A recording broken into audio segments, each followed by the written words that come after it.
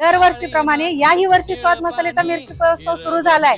चांगल्या क्वालिटीच्या मिरच्या, जिथे मिरच्यांचं उत्पन्न जास्त आहे त्या ठिकाणी त्या शेतकऱ्यापाशी जाऊन ती मिरचीची क्वालिटी बघून कमीत कमी रेटमध्ये तुमच्यापर्यंत पोहोचवण्याचा प्रयत्न करतोय। तुम्हाला या ठिकाणी अनेक प्रकारच्या मिरच्या बघायला मिळतील। त्यामध्ये बेडगी असेल, काश्मीरी असेल, लवंगी असेल, संकेश्वरी असेल, गुंटूर असेल। आणि याही वर्षी माझा मसाला कलर, तिखट, टेस्ट वर्षभर टिकून राहिली पाहिजे म्हणूनच तुमच्यासाठी घेऊन आली आहे या सर्व मिरच्या। तर हा महोत्सव 15 मार्च ते 30 मे पर्यंत मैत्रिणींना सुरू आहे। तर वाट कसली बघताय? जवळ तुम्हाला जी सोयीस्कर असेल त्या शाखेला जावा आणि तुम्हाला असणारी मिरची खरेदी करा। पलूस सहकारी बँकेस तरतूदपूर्व 11 कोटींपेक्षा अधिक नफा, सभासदांना 11% लाभांश।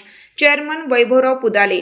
पलूस सहकारी बँकेने नुकत्याच संपलेल्या आर्थिक वर्ष 2025-26 मध्ये उल्लेखनीय कामगिरी करत तरतूदपूर्व 11 कोटी रुपयांपेक्षा अधिक ढोबळ नफा कमवला आहे। या नफ्यातून बँकेच्या सभासदांना 11% लाभांश देण्याची घोषणा बँकेचे चेअरमन वैभवराव पुदाले यांनी पत्रकार परिषदेत करण्यात आली आहे। बँकेचा एकूण व्यवसाय रुपये 1219 कोटीपेक्षा अधिक झाला आहे। आर्थिक वर्षात बँकेने व्यवसायात चांगली प्रगती केली असून नफाही मिळवला आहे। बँकेने निव्वळ NPN प्रमाण 0% राखण्याची परंपरा कायम ठेवली आहे। यामुळे बँकेच्या आर्थिक स्थैर्याबद्दल आत्मविश्वास वाढतो। बँकेने पारदर्शक आणि विश्वासार्ह कारभार केल्यामुळे ग्राहकांचा आणि सभासदांचा विश्वास वाढला आहे। यामुळेच बँकेची चौफेर प्रगती झाली आहे।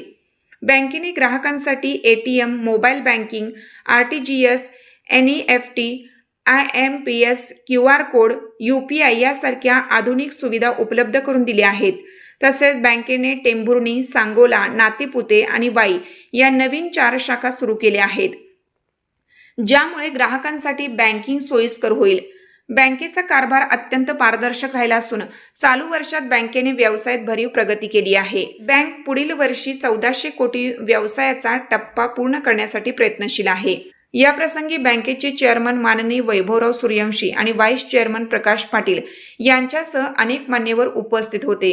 तसेच बँकेचे मुख्य कार्यकारी अधिकारी अनिल घारे आणि विद्यमान संचालक बजरंग उर्फ बळवंत सूर्यवंशी, शिवप्रसाद शिंदे, अनिल माने, जगदीश मोहोळकर, चंद्रकांत गोंदिल, ईश्वर सिसाळ, मनोहर बुचडे, दिलीप पाटील, नितीन नंदकुमार खारकांडे, पुष्कराज पवार, अशोक माने, अश्विनी गोंदिल, मेघा एसुगडे, नितीश शहा, अक्षय जोशी यांच्यासह वरिष्ठ अधिकारी सुहास सूर्यवंशी, राजू जाधव, अतुल कुलकर्णी, गजेंद्र माने, सर्व शाखा अधिकारी व ज्येष्ठ सभासद उपस्थित होते।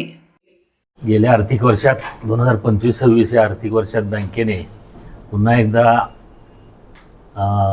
चांगला व्यवसाय करून 11 कोटी 1 लाखाचा नफा मिळवला आहे आणि दरवर्षीप्रमाणे किंवा गेली साधारण 20 वर्षाची परंपरा कायम ठेवून सभासदांना नेहमीप्रमाणे 11% डिव्हिडंड देण्याचा मानसही आमचा आहे।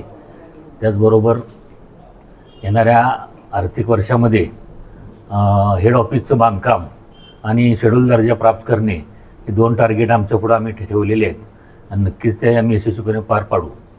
या निमित्तानं जास्त काही न बोलता या बँकेच्या वाटचालीमध्ये सर्व सभासद, हितचिंतक, संचालक, सर्व कर्मचारी, अधिकारी वर्गांचा मोलाचा सहभाग आहे। त्याबद्दल आणि तुम्ही सर्व पत्रकार, तुमचंही आम्हाला सारखं सहकार्य असतं, त्याबद्दल सर्वांना धन्यवाद देतो।